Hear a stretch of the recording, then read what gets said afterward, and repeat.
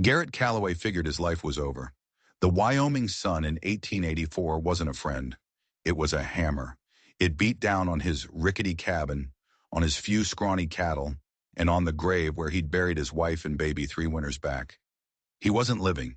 He was just waiting. Waiting for the wind to finally push his house over, or for his heart to finally give up the ghost. Loneliness wasn't a feeling anymore. It was a person, sitting across from him at his empty table, day in and day out. He'd come west for a dream, but the frontier had a way of turning dreams to dust, and Garrett was choking on it. He avoided the nearest town, Fort Laramie. The pity in people's eyes was worse than the loneliness. So he stayed out on his patch of nothing, mending fences that protected nothing of value, his only company the whisper of the pines. Until one afternoon, he was chasing a stray calf down by the creek bed, which was more dry cracked dirt than water, when he saw it, a splash of dark color against the endless brown. He moved slow, his hand on the worn grip of his Colt. Out here, anything out of the ordinary was usually trouble, and trouble usually had a gun. But this wasn't the kind of trouble he was expecting. It was a woman, lying face down in the dirt. Her clothes were buckskin and beads, Comanche.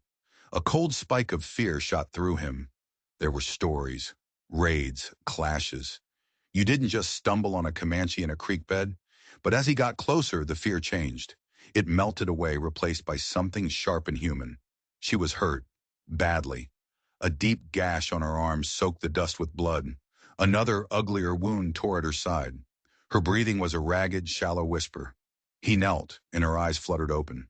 They were dark, full of pain and a wild, cornered animal terror.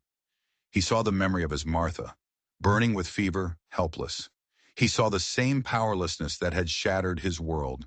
And he knew in that instant he couldn't leave her. This wasn't a warrior. This was a girl, maybe 18, dying alone. "Easy now," he said, his voice a rusty hinge from disuse. He ripped a strip from his own shirt and pressed it to her arm.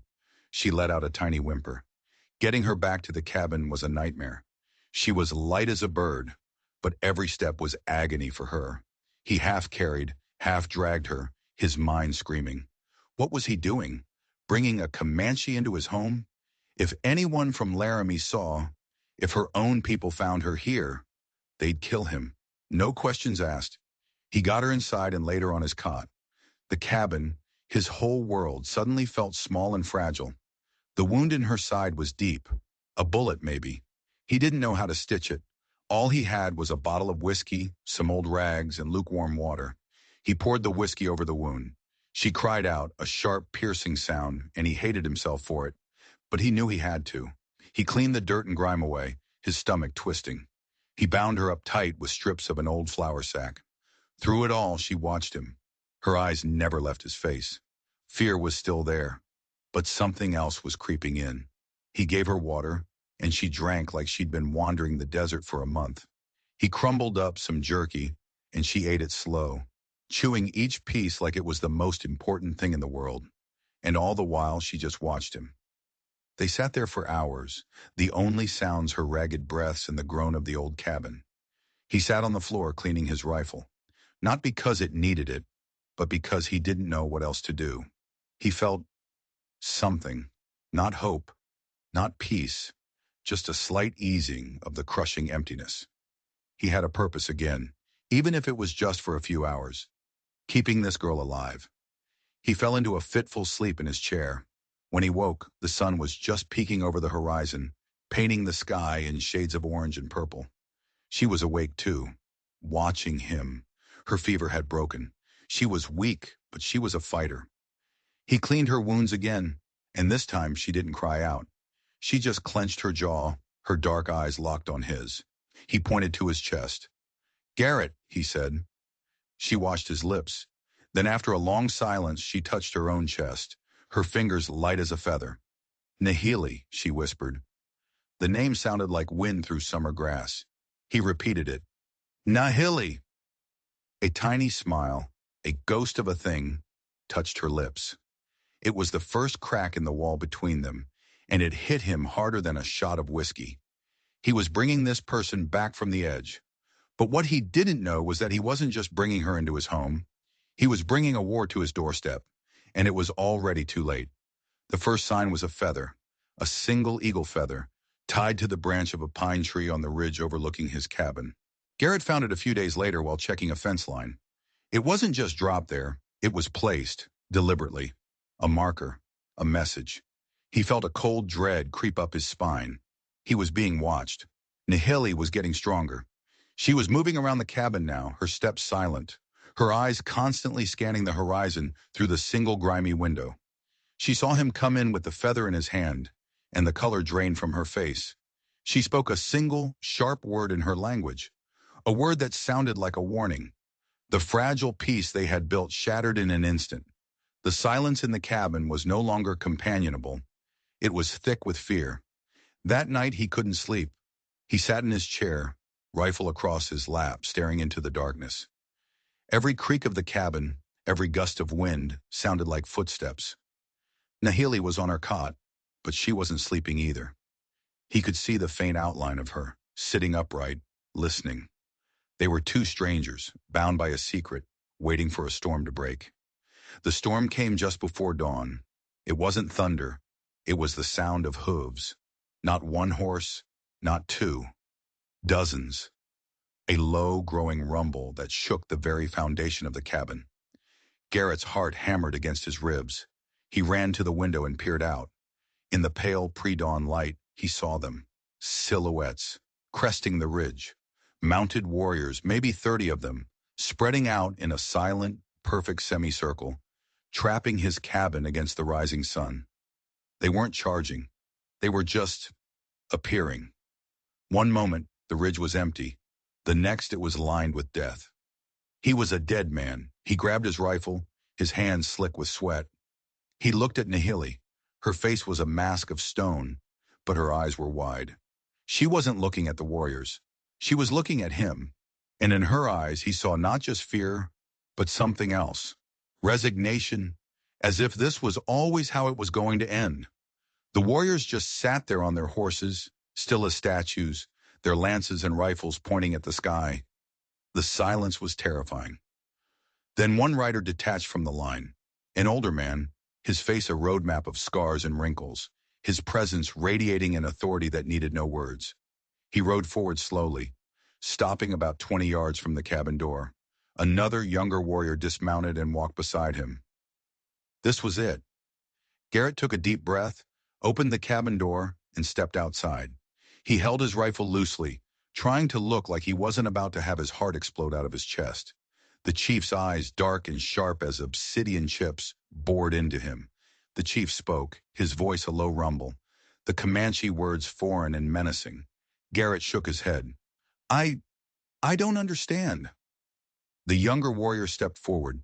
His English was surprisingly good, though clipped and sharp. He has many horses, chief of the scattered rock people. He asked why a white man has stolen his daughter. Garrett's blood ran cold. His daughter. I didn't steal her, he said, his voice shaking. She was hurt, dying. I found her by the creek. I was just helping her. The younger warrior, whose name he would learn was Tala, translated. The chief listened, his expression unreadable. He spoke again. My chief thanks you for not leaving her for the buzzards, Tala said. A tiny flicker of relief went through Garrett. Maybe he wasn't going to die after all, but he had no idea how wrong he was. Many horses spoke again, a longer, more forceful speech. Tala listened intently, his face grim. When he turned back to Garrett, the look in his eyes made the hair on Garrett's arms stand up. My chief says you have done a complicated thing, Tala said. You have taken his daughter into your lodge. You have cleaned her wounds. You have seen her body when she was helpless. Garrett's stomach tightened into a knot. I was trying to save her life. You do not understand our ways, Tala said, his voice flat. What you have done creates a debt, a bond that cannot be broken. Among our people, when a man does for a woman what you have done for Nahili, it means he has claimed her. Claimed her? Garrett stammered, shaking his head. No, you don't understand. I was just... He understands perfectly, Tala cut in.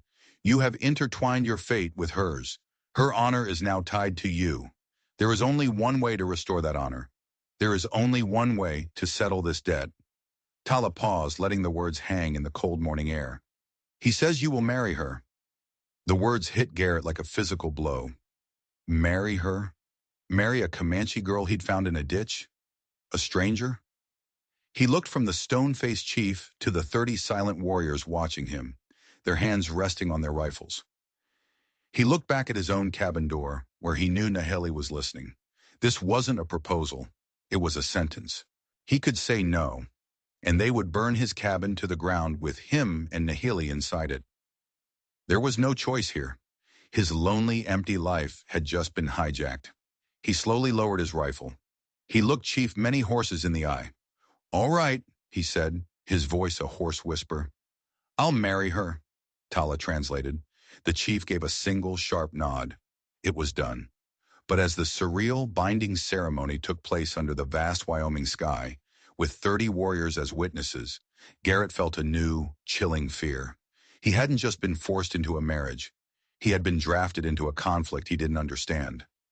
And as he looked at Naheli, his new wife, he saw something in her eyes that wasn't there before. It wasn't fear. It wasn't gratitude. It was guilt. She was hiding something. Something more dangerous than 30 warriors. Something that had gotten her wounded in the first place. And now whatever it was his problem too. The warriors left as quickly and silently as they had appeared. One moment, Garrett was surrounded by the most intimidating force he'd ever seen. The next, he was alone again. Except he wasn't. Naheli stood beside him, her face turned away, watching the dust settle on the horizon where her people had vanished. They were husband and wife. The words were a joke. They were two strangers trapped in a cage built of circumstance and custom. The cabin, once his sanctuary of solitude, now felt suffocating. He slept on the floor. She took the cot. They moved around each other like ghosts, the silence between them a living, breathing thing. Communication was a clumsy pantomime. Water, fire, food. Each word was a tiny, fragile bridge across a massive canyon of culture and language. He learned things about her in the silence. The way she mended his torn shirt with stitches so fine they were nearly invisible. The way she endured the pain of her healing wounds without a single complaint. He saw a strength in her that was both terrifying and beautiful. One night, a week after the wedding, he woke up to a sound. A soft, rhythmic scratching. He sat up, his hand reaching for his Colt. The moon was full, casting a pale light through the window. Naheli was sitting on the floor, her back to him. She was hunched over something. He crept closer. In her hands was a small, flat piece of dark, polished wood, and with a sharp piece of flint, she was carefully etching lines into it. Intricate, complex lines. It looked like a map. He made a sound, a creak of the floorboards, and she jumped, spinning around. She shoved the piece of wood behind her back, her eyes wide with a familiar primal fear. The same fear she'd had when he first found her in the creek bed. What is that? He asked, his voice low. She just shook her head, clutching the object to her chest. She wouldn't look at him. And in that moment, Garrett understood. The wound in her side wasn't from a stray bullet. The warriors who had hurt her weren't random raiders. They had been after something. They had been after that map. And now he was married to the one person who knew where it led. The next day, the tension was unbearable. She wouldn't speak, wouldn't even look at him. He went about his chores, his mind racing. A map. What could be so valuable that people would kill for it? Gold? A hidden cache of weapons? He was a simple rancher. He wasn't a treasure hunter. He wasn't a fighter. That afternoon he saw riders coming. Not Comanche this time. White men. 3 of them.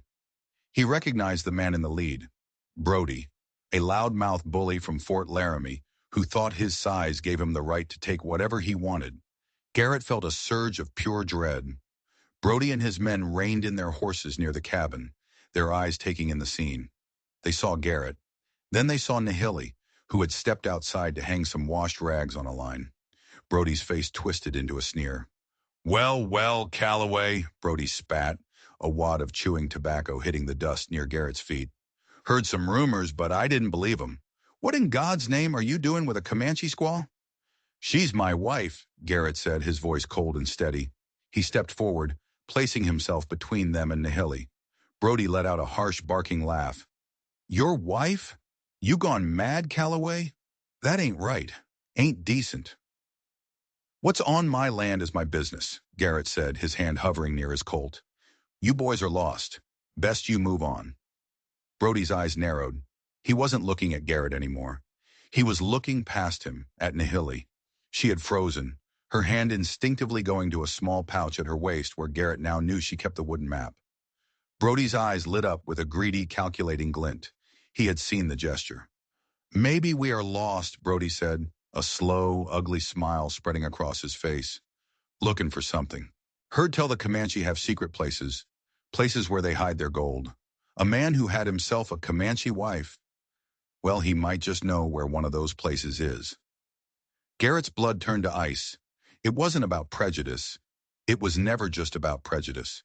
It was about greed. Brody thought Nahili was his ticket to a fortune. There's no gold here, Garrett said. Now get off my land before I make you. Brody just chuckled. We'll be back, Calloway. You can count on it. And when we come back, we're going to get what we came for. He wheeled his horse around, and the three of them rode off, leaving a cloud of dust and threats hanging in the air. Garrett turned to Nahili. Her face was pale. The fear was gone, replaced by a grim certainty. She looked at him, and for the first time, she met his gaze without flinching. She reached into the pouch at her waist and pulled out the wooden map. She held it out to him. She spoke, her English slow and broken, but the words were clear. Not gold, she said, her voice shaking slightly. Something more. She began to tell him the story, a story of her people, of a hidden place deep in the mountains. Not a place of riches, but a place of life. A secret valley with a sacred spring, the only source of clean water for hundreds of miles. It was the lifeblood of her people, a place they had kept hidden for generations. But another tribe, a violent and cruel band known as the Shadow Skulls, had learned of its existence. They didn't want the water. They wanted to control it, to poison it, to hold power over all the other tribes, including her own. The Shadow Skulls had attacked her scouting party, trying to steal the map that showed the secret trail to the valley. Nahili was the only one who escaped, clutching the one thing that could save her people or doom them. Garrett stared at the map in his hand. He had thought his life was a simple story of loss and survival. Suddenly, he was a character in a much larger, more dangerous tale. He wasn't just a rancher. He wasn't just a reluctant husband. He was the guardian of a sacred secret, married to the one woman who held the key. And Brody, a man who thought he was hunting for gold, was about to bring the entire war crashing down on their heads. The cabin wasn't a home, it was a target, and the storm wasn't coming anymore. They were already in the eye of it. The quiet that followed was worse than any storm. Every shadow seemed to hold a threat. Every gust of wind sounded like Brody's men returning. Garrett and Nahili worked together, a silent, efficient team. He boarded up the single window, leaving only a small slit to shoot through. She showed him how to create makeshift alarms, piles of pebbles balanced on tins, around the perimeter of the cabin. They were no longer strangers. They were soldiers, preparing a fortress for a siege. In the evenings, she would point to the map, tracing the lines with her finger, speaking in a mix of Comanche and broken English. She taught him words: mountain, river, danger. She told him about the Shadow Skulls, warriors who painted their faces like skeletons and fought with a brutality that chilled him to the bone.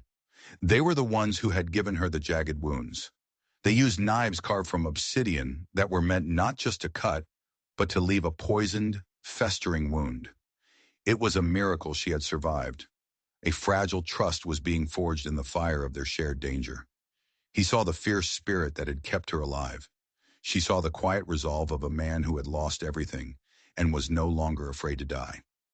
One night, she pointed to a faded photograph on his mantelpiece, a picture of Martha.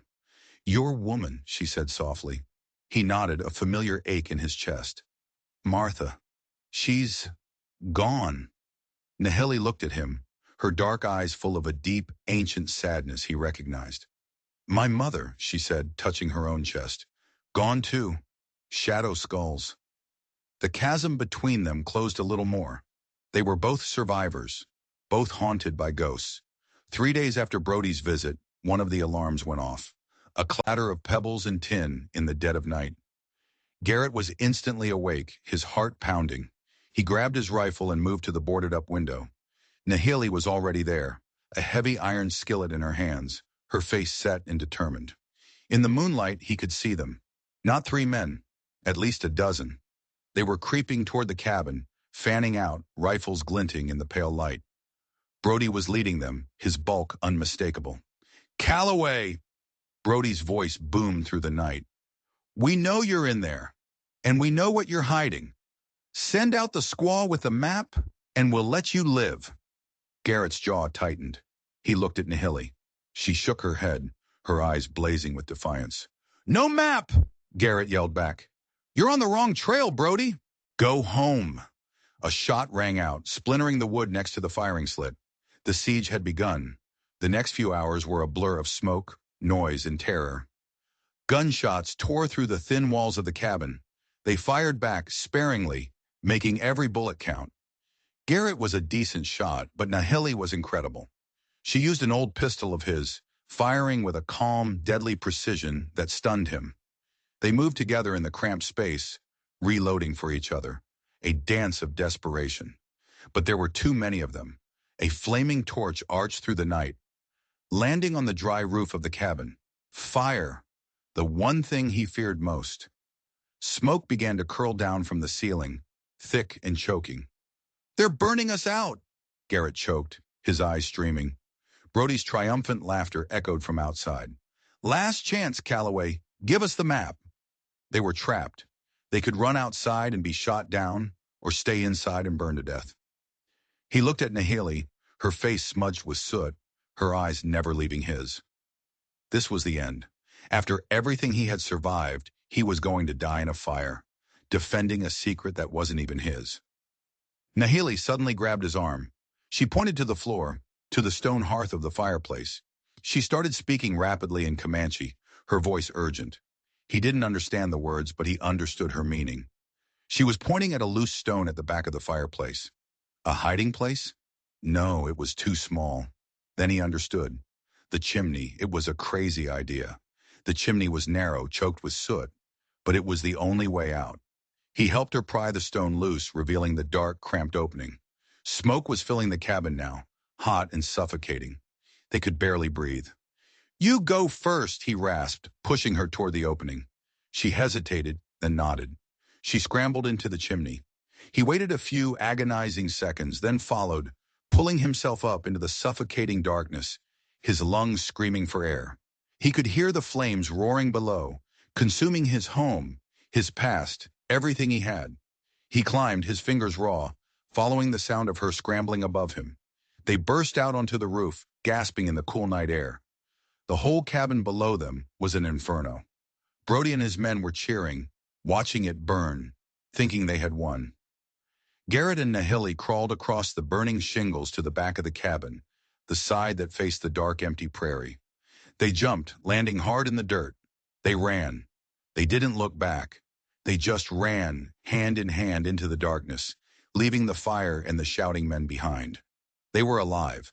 They had escaped, but they had nothing. No home, no food, no water. Only the clothes on their back and the wooden map, which Nahili had clutched through the entire ordeal. They were alone in the vast, unforgiving Wyoming wilderness. And now they weren't just being hunted by Brody. The shadow skulls were still out there, looking for the map, and the fire from the cabin was a giant smoke signal, announcing their location to anyone, friend or foe, for miles around. They had escaped the fire, only to land in a much larger, deadlier frying pan. And as they ran, Garrett realized a terrifying truth. He wasn't just protecting Nahili anymore. He was starting to care for her, and that made everything infinitely more dangerous. The wilderness was a brutal master. For days they walked. The sun beat down on them, and the nights were freezing. Thirst became a constant, throbbing torment. Garrett's knowledge of the land was limited to his own small patch. Here he was as lost as a child. But Nahili, here she was home. She knew how to find water, digging for damp roots he never would have noticed. She knew which plants were edible, and which were poison. She moved with a confidence and grace that left him in awe. He had saved her from a bullet wound, but out here, she was saving him every single hour. The roles had completely reversed. In the cabin, he was the protector. Out here, he was the one who needed protecting. And through the shared hardship, something new was growing between them. The fear and desperation were still there, but they were now woven together with threads of deep mutual respect. He saw her not as a Comanche or a wife, but as Nahili, a person of incredible strength and spirit, and he found himself wanting, more than anything, to keep her safe. One evening, huddled for warmth behind a rock outcropping, she tended to the burns on his hands from their escape. Her touch was gentle, careful. "You are a good man, Garrett Calloway," she said, her voice barely a whisper. He looked at her face illuminated by the faint starlight, and his heart did something it hadn't done since Martha died. It ached with a feeling that wasn't grief. It was something new, something terrifying and hopeful all at once. "We need to get to your people," he said, his voice rough with emotion. "It's our only chance." She nodded, pulling out the wooden map. In the dim light, she showed him their position. They were still days away from the secret trail that led to the hidden valley, and their own trail was painfully obvious. Brody and his men were hunters. They wouldn't give up that easily, not to mention the ever-present threat of the shadow skulls. The next day they found the tracks, horse tracks, at least 10 riders. They were being followed, and the tracks were fresh. "Brody!" Garrett spat. Nahili studied the tracks, her brow furrowed. She shook her head. She pointed to a specific hoof print, a unique nick in the iron of the shoe. Then she pointed to another, then another. It wasn't one set of shod horses. It was 2 different groups. One with iron shoes, Brody's posse. The other, unshod ponies, the shadow skulls. They weren't just being hunted by one enemy. They were being hunted by 2. And the tracks showed the 2 groups were converging on their position. It was a race to see which pack of wolves would get to them first. They pushed harder, moving faster, exhaustion a distant second to the fear that propelled them forward. They climbed into the rocky foothills, the terrain becoming more treacherous. It was here, in a narrow canyon, that their luck finally ran out. They heard the shout from above. Brody. He and his men were on the canyon rim, rifles aimed down at them. They were trapped. "Nowhere left to run, Calloway!" Brody bellowed, his voice echoing off the canyon walls. "Give me the map!" Garrett pushed Nahili behind him, raising his empty hands. "It's over, Brody. There's no gold. I'll be the judge of that." But before Brody could give the order to fire, a new sound split the air, a high, terrifying war cry. From the other side of the canyon rim, warriors appeared. Their faces were painted in the gruesome likeness of skulls. They rose from the rocks like specters, arrows already notched in their bows. The shadow skulls. Brody and his men were so focused on the canyon floor that they were caught completely by surprise. The first volley of arrows was devastating. Men screamed and fell from the ridge. Chaos erupted. Brody's posse turned their guns on the new threat, and a full-scale battle exploded on the canyon rim above Garrett and Nahili. They were caught in the crossfire, bullets and arrows whistling over their heads. This was their chance. "Come on!" Garrett yelled, grabbing Nahili's hand. They scrambled down the canyon, using the chaos as cover. They ran, ducking behind boulders as the sounds of the vicious battle raged above them. They didn't know who was winning, and they didn't care. All that mattered was escape. They finally stumbled out of the canyon, their lungs burning, their bodies bruised and scraped. They collapsed behind a cluster of junipers, listening as the sounds of the fight slowly died down. Silence fell. Who had won? It didn't matter. The victor would come looking for them next. As they lay there, catching their breath, Nahili's body suddenly went rigid. She was staring at her side where her old wound had been. In the scramble, she must have torn it open. A dark, ugly stain was spreading across her buckskin shirt. She was bleeding. Badly. Garrett's heart stopped. Not again. After everything they had been through, he couldn't lose her now. He tore a strip from his own shirt, a gesture that seemed to bookend their entire relationship, and pressed it hard against the wound. Her face was pale, her breathing shallow.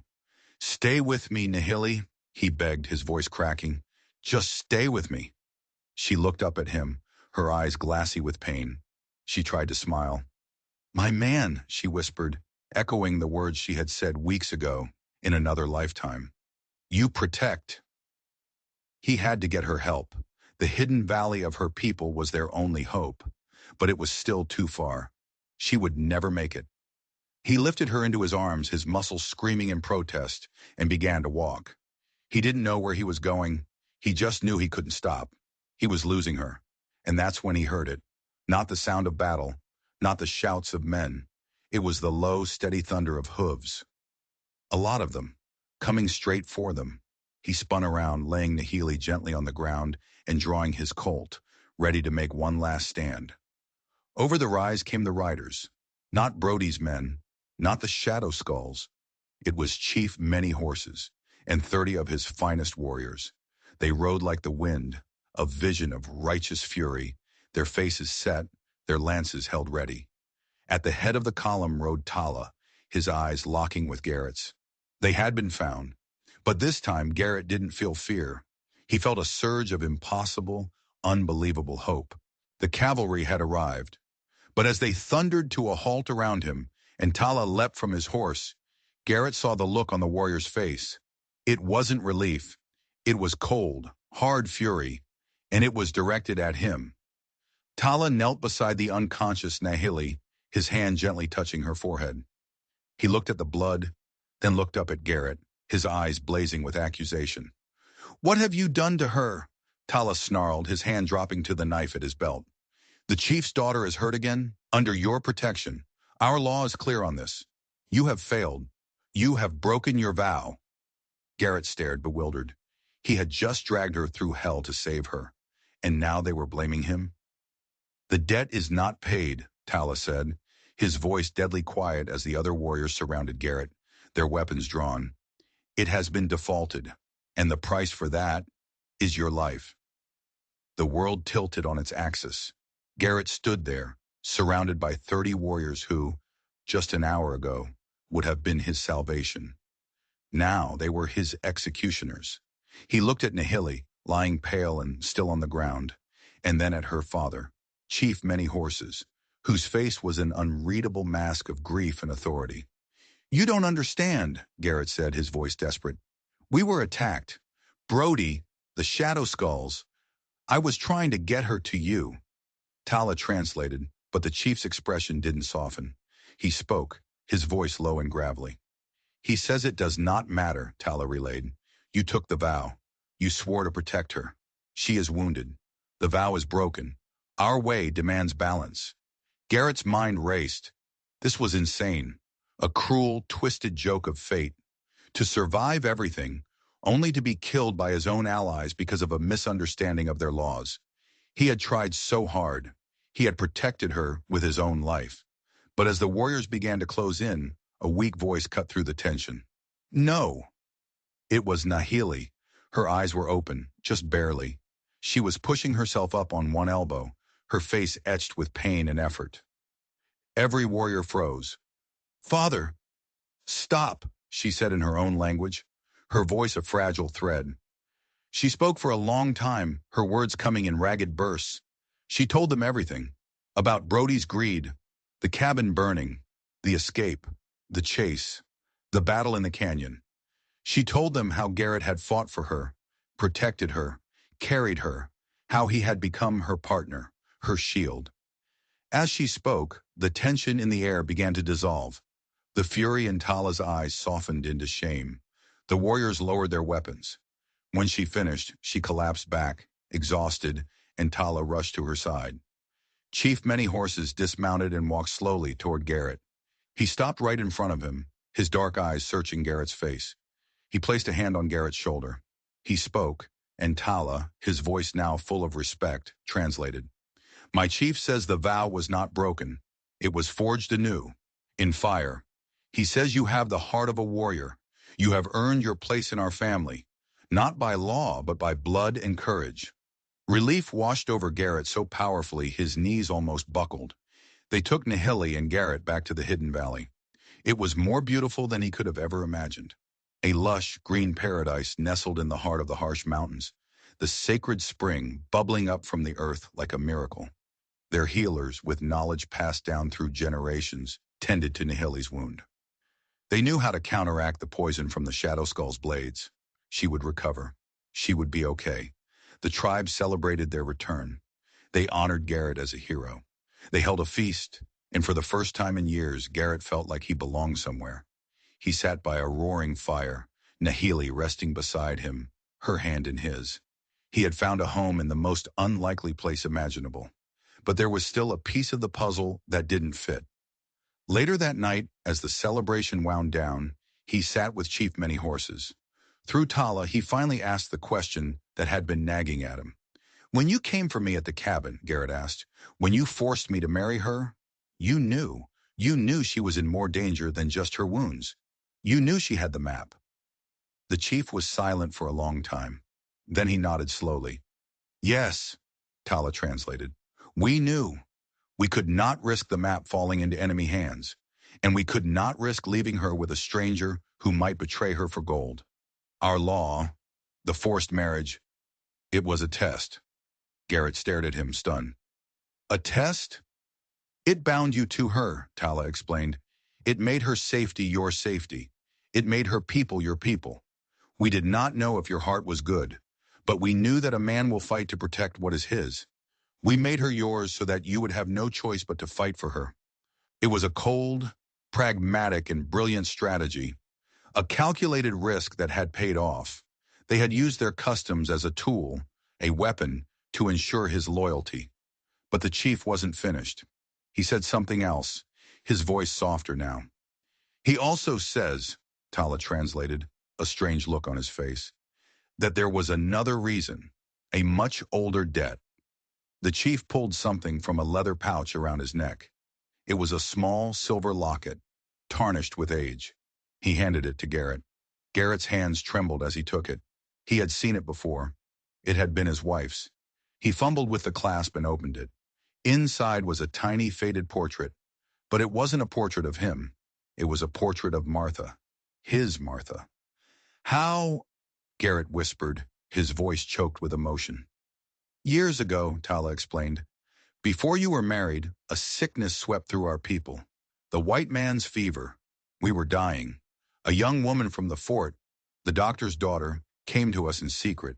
She brought medicine. She saved many of our children. She was your Martha. She never told you. She knew you would worry. She asked us to keep her secret." The chief continued. "We owed her a debt that could never be repaid. When my scouts told me my daughter was found, wounded, by the man who lived in Martha's old cabin, I knew it was a sign from the spirits. The man Martha loved was now caring for the daughter I loved. The debt had come full circle. I was not just testing you, Garrett Calloway. I was honoring my debt to your first wife by giving you my daughter, your second." The world stopped. Every piece clicked into place.